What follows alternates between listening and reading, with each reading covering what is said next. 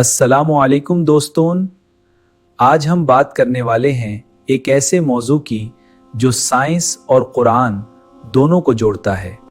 क्या आप जानते हैं कि आज की जदीद साइंस बच्चे की पैदाइश के बारे में जो कुछ बता रही है वो अल्लाह ताला ने कुरान मजीद में 14 साल पहले बयान फरमा दिया था। डॉक्टर्स आज भी हैरान हैं कि नबी सल्लल्लाहु अलैहि वसल्लम के वक्त में कोई माइक्रोस्कोप नहीं था, कोई लेबोरेटरी नहीं थी, फिर भी कुरान में इंसानी जनीन की नशोमा के मराहिल इतनी दुरुस्त तफसील से बयान किए गए हैं। इस वीडियो में हम देखेंगे कुरान और एम्ब्रियोलॉजी का मौजिजा। अगर आप साइंस और कुरान के मौजिजात पसंद करते हैं तो अभी लाइक कर दें, सब्सक्राइब कर लें और बेल आइकन दबा दें। चलो दोस्तों, इंसान की तख्लीक के राज की तरफ चलते हैं। आइए पहले साइंस क्या कहती है देखते हैं। माहिरीन के मुताबिक बच्चे की पैदाइश के मराहिल ये हैं। सबसे पहले फर्टिलाइजेशन होती है, जहां एक माइगोट बनता है जो बाद में ब्लास्टोसिस्ट बन जाता है। नुत्फा, कुरान ने नुत्फा कहा, बिल्कुल स्पर्म और अंडे का मलाप। उल्का खून के लोथड़े जैसा जो 6-7 दिन बाद बनता है। मुद्गा चबाए हुए गोश्त जैसा जो 4 हफ्ते में बनता है। हड्डियों का बनना और फिर उन पर गोश्त चढ़ना बिल्कुल जदीद एम्ब्रियोलॉजी के मुताबिक।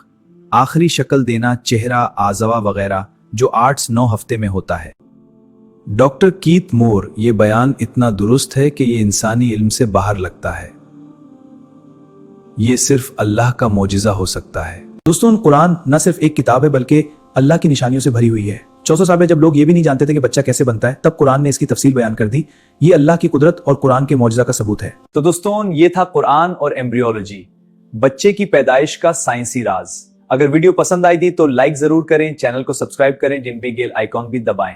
कुरान में बयान करदा तख्लीक कायनात बिग बैंग से मुशाबा है। सूरज की मानंद सितारे ब्लैक होल्स में तबाह हो सकते हैं। ये पहाड़ ज़-मुअज्ज़ज़ा का कुरान की सरोसा जाहिर करते हैं। कमेंट में बताएं नेक्स्ट वीडियो किस मौजू पर चाहिए।